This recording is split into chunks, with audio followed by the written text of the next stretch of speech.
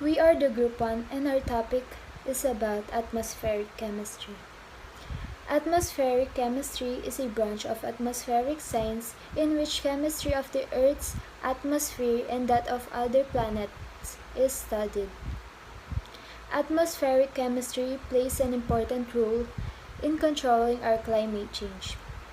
The atmospheric chemistry research is a key in understanding and responding to some kind of challenges, like the air pollution. Air pollution is a major threat to human health. Globally, 1 out of 8 deaths is caused by the air pollution. And also, future food production and global food security are vulnerable to both global change and air pollution. These kind of changes have led to major challenges for our society, including the deleterious impact on climates, human and ecosystem. According to our research, the atmosphere of the Earth has developed over 4.5 billion years to achieve its current form. We can describe how these processes change the Earth's atmosphere by examining noble gas isotopes ratios and the geological record. Life has also had a significant impact in some essential components such as nitrogen, oxygen, and other greenhouse gases in the Earth's atmosphere. As we all know, the atmosphere is the gaseous blanket that surrounds the Earth. Earth's gravitational attraction keeps it close to the planet's surface, because if the atmosphere did not exist, there would be no life on Earth. The atmosphere is a major element of the water cycle. It maintains the Earth's climate mild in comparison to other planets. Also, it protects us from the harmful radiation of the sun, and it contains the air that we breathe. These are the multidisciplinary approach of the research. The environmental chemistry, physics, meteorology, computer molding, geology, and volcanology, and other discipline. Parang dito nakafocus yung atmospheric chemistry. Kumbaga, parang yan yung mga connected. Pag sinabi mong atmospheric chemistry, given na yung mga yan kasi bawat isa sa kanila ginagamit sa atmospheric chemistry. Earth's atmosphere. So what is an Earth's atmosphere? Earth's atmosphere is a view of the Earth from space. Earth is the only planet in our solar system with an atmosphere that can sustain life. So what is an Earth atmosphere composed of? According to NASA, Earth's atmosphere is composed of 78% of nitrogen, 2.1% of oxygen, 0.9% of argon, and 0.1% of the other gases. In addition, trace amounts of carbon dioxide, methane, water vapor, and neon are some of the other gases that make up the remaining 0.1%. Earth's atmosphere has its own specific traits in each of the cirrus layers. These layers are named troposphere, stratosphere, mesosphere, and lastly is the exosphere. These 4 layers will elaborate more in the next slides. Next reporter, please. So yun guys, ang aking part ay sa pahina 5. Ito yung mga exosphere, thermosphere, mesosphere, stratosphere, at troposphere. Doon tayo sa dulo. Ang una ay exosphere. Ito yung dulo ng frontier na ating Earth. Ito ay lumalayo ng 1,600 kilometro at dito ang pinakamainit na temperatura o pinakamataas. Thermosphere. Dito nakapwesto ang mga satellites natin. At ito ang temperatura dito ay 92 to 1,200 Celsius. At ang layo nito ay 90 to 500 kilometers. So, susunod, mesosphere. The coldest temperature in the Earth atmosphere. Ito, dito, yung pinakamalamig na temperatura. Ito ay lalayo ng 50 to 90 kilometers. Nag-umpisa ang temperatura dito ng negative 2 to 92 degrees Celsius. Stratosphere. Ito, dito nakapwesto ang ozone layer natin. Ito ay naglalayo ng 11 to 50 kilometers. At ang temperatura dito ay negative 56 to negative 2 Celsius temperature. At ang huli ang troposphere. Ito ang pinakababa at pinakamalapit sa Earth. Ito ay lumalayo ng 0 to 11 kilometers. At ang temperatura dito ay 15 to negative 56 Celsius temperature. Troposphere. Troposphere is the lowest layer of the Earth's atmosphere. The troposphere is bounded by a layer of air called tropopause, which separates the troposphere and the stratosphere. The bottom of troposphere is the Earth's surface. It is about 10 kilometers or 6.2 miles or about 33,000 feet above sea level. The troposphere is the part where we live, or where living things live. It contains cloud, rain, snow, or in short, it contains most of our weather. The troposphere contains about 75 to 80% of the mass of the atmosphere, or 99%, and almost all of the water vapor which forms as clouds and rain. Water vapor concentrations vary with latitudinal positions, which is the north and south. Air is warmest at the bottom of the troposphere near ground level.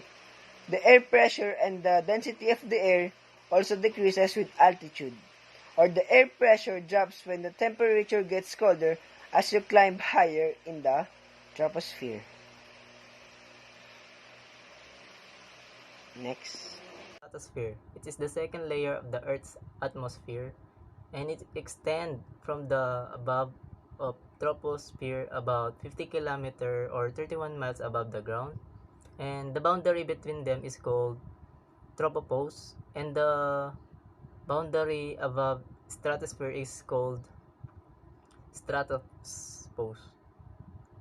The infamous ozone layer is found here, and ozone molecules in this layer absorb high ultraviolet light from the sun, converting the UV energy into heat. That's why, unlike the troposphere, the stratosphere usually gets warmer the higher you go. Dahil nga dun sa ozone layer, kaya nga kapag tumataas is lalong umiinit. Hindi siya katulad ng troposphere na kapag tumataas ka is lumalamig. And yung mga commercial passenger na jets fly is sa lower stratosphere sila dumadaan dahil nga smooth lang yung ano doon. And yung mga weather balloon, yung mga jet na private jet na kailangan mataas is dun sila sa stratopause o dun sa boundary, dun yung mas effective na lugar para puntahan. And the jet stream flows near the border between the troposphere and the stratosphere. Yun nga, may air current na nangyayari at yung tawag doon is the jet stream flow, ay the jet stream. And meron ding nangyayaring dito is tinatawag na parang phenomenal or sobrang dalang na nangyayari is yung blue jet. Lang siya, parang lightning din siya or thunder something, and sa stratosphere lang siya nangyayari. Yung tawag doon is blue jet. Hello guys, we're gonna talk about the mesosphere, and here are the facts about mesosphere. The mesosphere is the coldest atmospheric layer surrounding the Earth. it becomes cold enough to freeze water vapor in its atmosphere into ice clouds. These ice clouds are blue-white and are called noctilucent clouds or polar mesospheric clouds. These clouds are more visible at sunset from the Earth's poles. So here are the definition from our PowerPoint for the mesosphere. Above the stratosphere is the mesosphere. So what is mesosphere?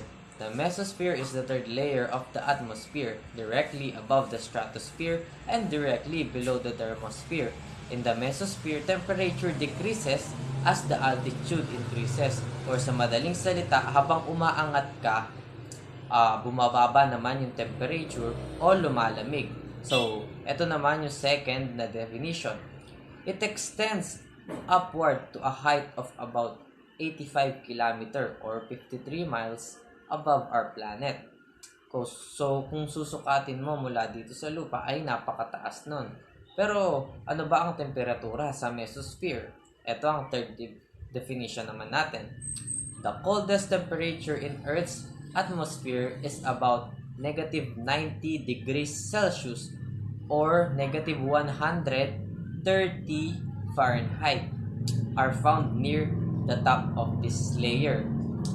Kaya naman hindi pwede dito yung mga eroplano, hot air balloon, lalo na yung mga tao dahil kung umabot dito yung tao, pwede silang magyelo, pwede rin silang mamatay. So, the reporting will be continued by Joshua Chad Orozco. Thank you. Most meteors burn up in the mesosphere. Unlike the stratosphere, temperature once again grow colder as you rise up through the mesosphere. The reason why meteors usually burn up in the mesosphere is because the air in the mesosphere is dense enough that the meteors moving through it creates a lot of heat and friction, causes it to be pulverized. Unlike the ionosphere that has less dense air than the mesosphere, but the meteors doesn't survive long enough to reach the ionosphere. The air in the mesosphere is far too thin to breathe. Air pressure at the bottom of the layer is well below 1% of the pressure at the sea level and continues dropping as you go higher. Why can't planes fly at the mesosphere? The mesosphere is the layer of the atmosphere that lies above the stratosphere. Mesosphere is the coldest part of the atmosphere. Not much has been studied about this layer.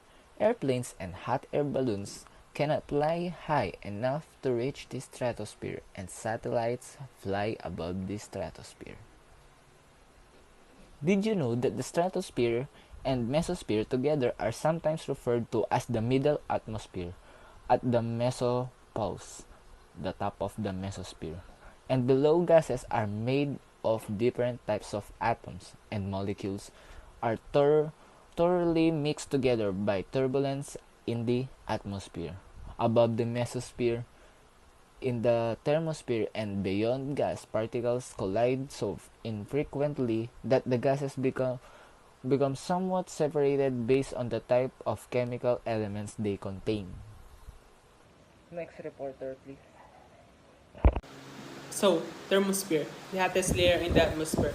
It extends from about 90 kilometers to between 500 and 1,000 kilometers above sea level. The typical temperature of the thermosphere is around 500 Celsius, while at the upper thermosphere is roughly 2,000 Celsius. Thermosphere can reach up to extreme heat temperature. However, despite the very high temperature, the pressure is very low, making it very ideal for satellites to orbit at that layer while not sustaining any heat damage. Auroras can also be found in the thermosphere, caused by charged particles such as protons, electrons, and other ions that collides with atoms and molecules of the thermosphere, resulting into atoms and molecules having a higher energy state. Atoms and molecules then shed the excess energy by emitting photons of light, which we see as colorful aurora displays. Thermosphere, the layer of very rare air above the mesosphere. High-energy X-rays and UV radiation from the sun are absorbed in the thermosphere, raising its temperature to hundreds or at times thousands of degrees. The area in this layer is so thin that it would feel freezing cold to us. Thermosphere is a layer of Earth's atmosphere, and it is directly above the mesosphere and below the exosphere. Thermosphere is what we would normally think as outer space, because the air density is too low in this layer. The boundary between the thermosphere and the exosphere is called the thermopause, and at the bottom of thermosphere is the mesopause. Mesopause is the boundary between the thermosphere and the mesosphere. Next reporter, please. The exosphere is a layer of Earth's atmosphere alongside with the troposphere, stratosphere, mesosphere, and thermosphere. Others consider the exosphere to be the actual final frontier of the Earth's gaseous envelope, because exosphere is the first layer to come into contact and protect the Earth from the meteors, asteroids, and cosmic rays. As you might imagine, the Earth in the exosphere is very thin, and is made up of mostly helium and hydrogen. Because the air is so thin in the exosphere, the molecules do not collide like they do in lower layers of the atmosphere. In fact, the exosphere is constantly leaking out of Earth's atmosphere in outer space. You have to be really far from the Earth. The exosphere has gases like hydrogen and helium, but they are very spread out. There is a lot of empty space in between. There is no air to breathe, and it's very cold. Good day, everyone. Like what we heard on Prince Najit, the exosphere is the outermost layer of the Earth. So I'm going to give you some extra information about the exosphere. According to my research, the exosphere is no clear-cut upper boundary where the exosphere finally fades away into space. So in Tagalog nga, ayun nga, walang tiyak kung hanggang saan nagpe-fade yung exosphere, yung hangganan ng exosphere. But according to some research, different definitions place the top of the exosphere somewhere between 100,000 km and 190,000 km above the surface of the Earth. So, according to some researchers or some scientists na between 100,000 km to 190,000 km before mag-fade yung exosphere at nasa kalawakan. So, the latter value is about the halfway of the moon. So, dito sinasabi, yung pinapahalagahan na kahulugan nga kung gaano kalayo yung exosphere is simula sa surface ng Earth natin ay halfway ng moon, ganun kalayo. So, yung according to my research, yung layo ng moon sa Earth ay 238,855 miles. So, halfway nun is 120,000 miles, which is tama nga yung estimated dito sa research. Then, kung yung layo ng Earth sa moon ay 30 Earth kung pagsasama-samahin natin, so yung kalahati nun 15 Earth. So, 15 Earth, ganun kalayo yung hangganan ng exosphere simula sa surface ng Earth. So, additional information also dito na yung importance ng exosphere, it functions as a transition zone between the Earth atmosphere and outer space. So, nagsisilbi nga siyang transition zone. Ibig sabihin, nagsisilbi siyang tagapamagitan between the Earth atmosphere tsaka himpapawid or the outer space. Second one, in addition, it is the layer which artificial satellite like Hubble Space Telescope. So, alam naman natin yung Hubble Space Telescope, guys. Yung Hubble Space Telescope, ito yung, hindi siya kauna-unahang telescope na launch sa outer space, but siya yung most versatile telescope, which mean, marami siyang functionable in many area, many activities. Ibig sabihin, magamitin siya. And also, siya yung may pinakamalayong nararating na telescope. So, yun nga, yung Hubble Space Telescope is matatagpuan natin siya sa exosphere.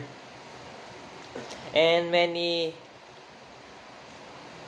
artificial satellite like large number of communication and weather satellites. So it is very important also yung mga weather satellites where we can predict the if there is na papuntang storm sa atin. Also, many scientists said that it is about halfway to the moon. Ayun nga yung nasabi ko kanina. So, light atmosphere gases like hydrogen and helium are most abundant in this layer.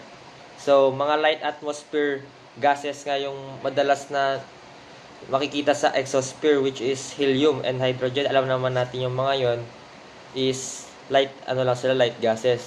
But meron pa rin namang mga heavier gases like carbon dioxide and oxygen present in the exosphere, which is located to the exobase.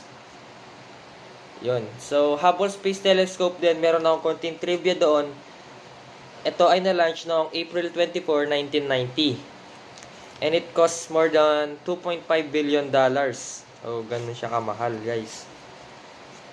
Okay, guys. Ngayon, meron na tayong alam about information sa exosphere. Sumunod naman tayo sa next presenter. Thank you po. Ionosphere. The ionosphere is not a distinct layer like the other mentioned above. The ionosphere is a series of regions in parts of the mesosphere and thermosphere where high-energy radiation from the sun has knocked electrons loose from their parent atom and molecules. The electrically charged atoms and molecules that are formed in this way are called ions, giving the ionosphere its names and endowing this region with some special properties.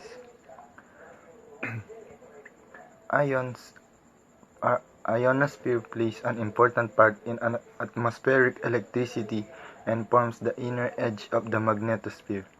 It has practical importance because, among other functions, it influences radio propagation to distant places and on the Earth. The lowest part of the Earth's atmosphere is called the troposphere, and it extends from the surface up to about 10 kilometers or 6 miles. The atmosphere above the 10 kilometer is called the stratosphere, followed by the mesosphere. It is in the stratosphere that incoming solar radiation creates the ozone layer. At heights of above 80 kilometers or 50 miles in the thermosphere, the atmosphere is so thin that the free electrons can exist from short periods of time before they are captured by a nearby positive ion. The number of these free electrons is sufficient to affect radio propagation. This portion of atmosphere is ionized and contain a plasma which is referred to the ionosphere. In a plasma, the negative free electrons and the positive ions are attracted to each other by the electromagnetic force, but they are too energetic to stay fixed together in an electrically neutral molecule. The ionosphere has irregular patches of ionization. That's all. The composition and chemistry of Earth's atmosphere is important for several reasons, but primarily because of the interaction between atmosphere and living organism. The composition of Earth's atmosphere changes as a result of natural processes, such as volcanic emission, lightning, and bombardment by the solar particles from corona. Earth's atmosphere is composed of about 78% nitrogen, 21% oxygen, 0.9% argon, and 0.1% other gases. It can also block some sun rays, traps heat, and have the oxygen compatible for the living organism. But in some cases, natural disaster can make the atmosphere distort, such as volcanic emission, lightning, and solar particles from corona. Volcanic gases like sulfur dioxide can cause global cooling, while volcanic carbon dioxide, a greenhouse gas, has the potential to promote global warming. Lightning can generate nitrogen oxide, have a relatively small but potential significant impact on ground level ozone. This affects air quality regulation to be tightened. As for the solar flare pushed through the corona, They heat its gas to anywhere from 10 to 20 million Kelvin, occasionally reaching as high as 100 million Kelvin. Several flares may occur each day with an average lifetime of only 10 minutes. Next, reporter, please. In addition, human activity can also affect the atmosphere, and this can be harmful to human health, crops, and in our ecosystem. Human activity that become phenomenal are the acid rain, ozone depletion, photochemical smog, greenhouse gases, and global warming. What is the acid rain? The acid rain is the continuously burning coal, oil, and natural gas that can cause secondary pollutants in the atmosphere. The next one is ozone depletion.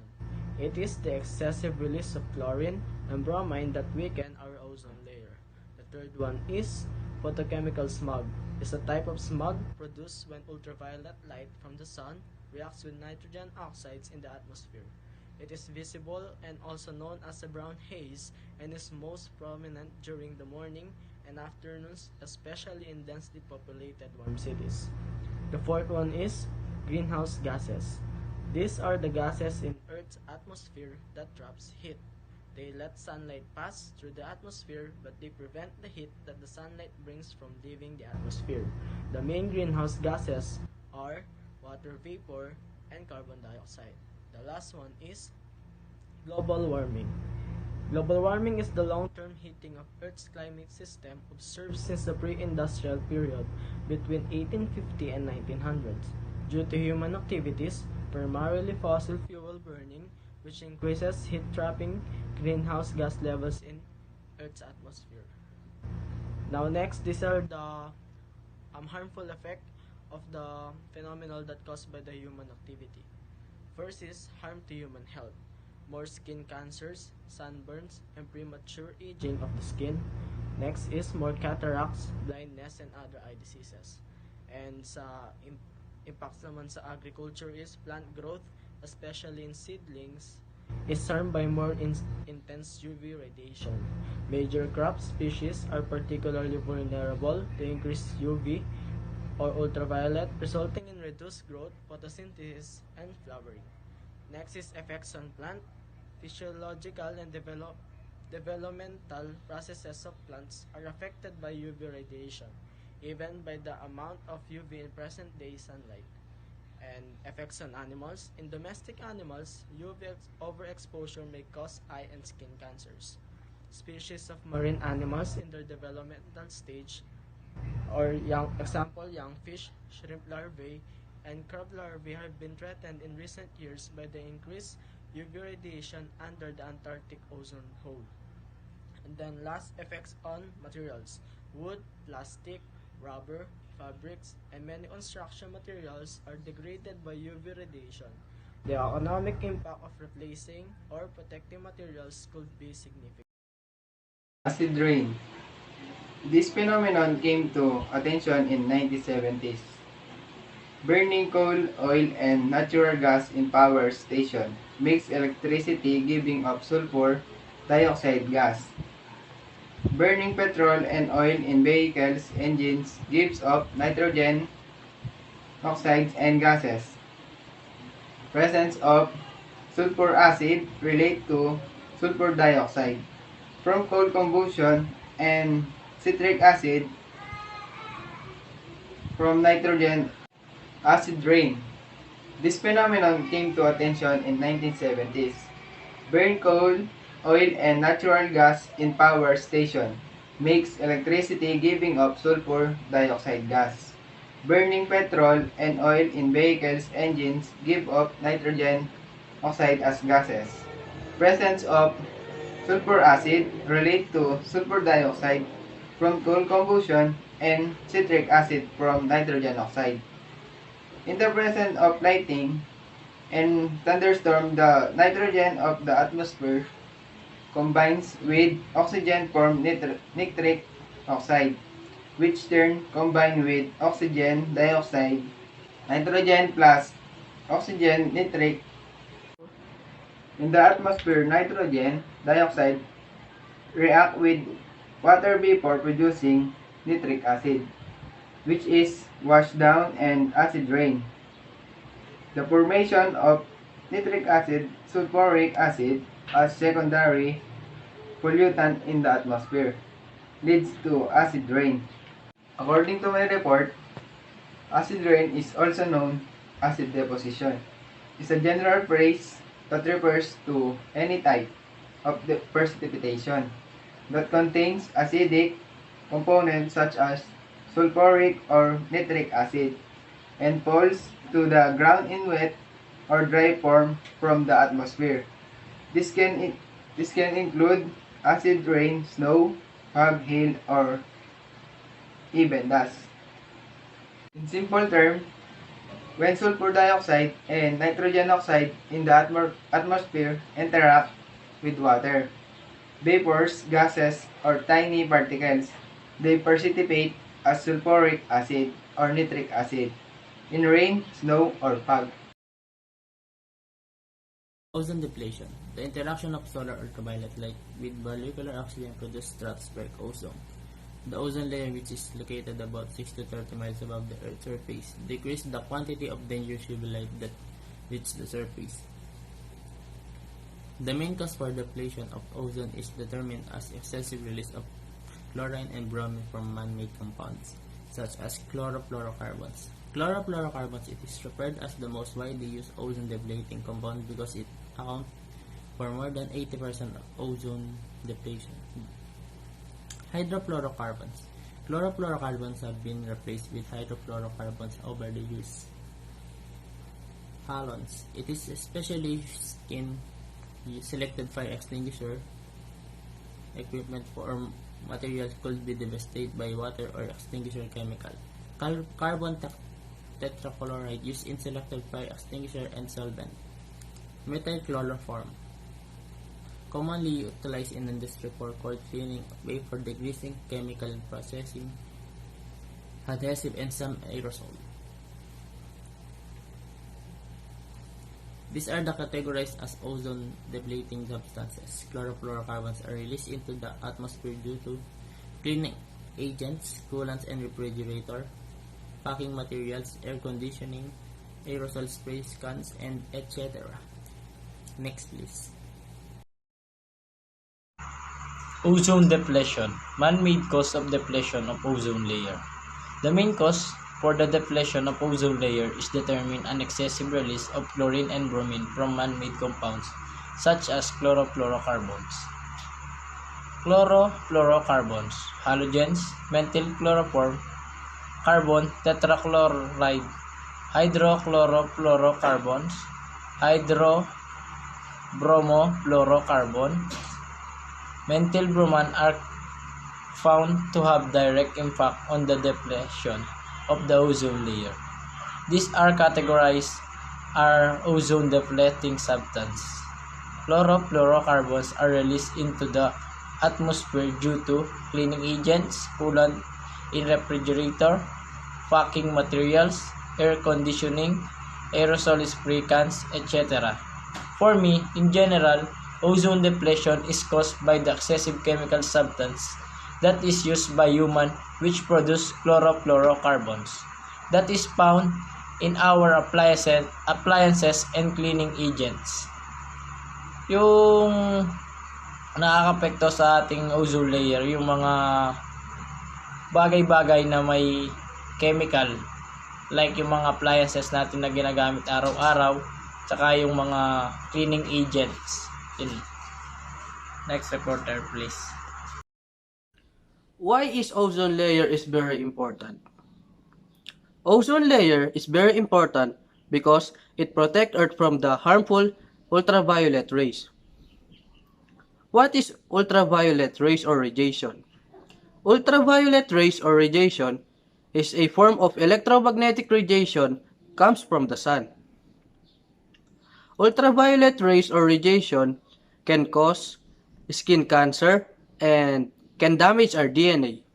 Basically, without ozone layer, lives on Earth become more difficult. Next reporter, please. Hello, ma'am. I am Patrick De La Rosa, and I'll be reporting greenhouse gases and global warming. So, what are greenhouse gases? Many greenhouse gases occur naturally in Earth's atmosphere, like the element of carbon dioxide, methane, nitrous oxide, ozone, water vapor, and halocarbons. So, others are made by humans. So, basically, greenhouse gases helps animals and plants to live in Earth and even human because greenhouse gases trap the heat that is absorbed by the Earth atmosphere, allowing less heat to escape back to space. And ginagawa ng greenhouse gases ay tinatrap niya yung mga ultraviolet na nanggagaling sa sun na napupunta sa Earth tapos hindi niya hinahayaan na bumalik ulit sa space kaya nagkakaroon ng cycle sa Earth kaya hindi lumalabas yung heat at nag-stay dun yung heat. Yung bad part lang dun kasi ay yung yung mga synthetic chemical, yung mga gawa ng mga taong chemical kaya humahalo siya sa natural greenhouse gases na nagkukos ng pagtaas ng init sa yun na nga nagiging global warming kaya umiinit dito lalo sa Earth. Katulad na lang ng chlorofluorocarbon, hydrofluorocarbon, and perfluorocarbons as well as human hexafluoride are example of synthetic elements. Yun na nga, kasi nga, pagka yun nahalo sa natural greenhouse gases natin, nagkakaroon siya ng mas mataas na increase of heat dito sa Earth, kaya nagkaka-global warming. Kung naman mawawala yung greenhouse gases natin, yung mga natural greenhouse gases natin, pwedeng magiging masama din para sa Earth yun kasi magiging sobrang lamig ng Earth, lalo na pagkawala yung mga greenhouse gases na nagtatrap ng heat dito sa Earth. Dan, siya rin nagpapaikot ng heat. Kaya nagiging balance yung heat tsaka lamig na nanggagaling sa space tsaka dito sa sun. Kaya nabubuhay tayo, yung mga plants tsaka animals. And that's it for greenhouse gases and global warming, ma'am. Thank you very much.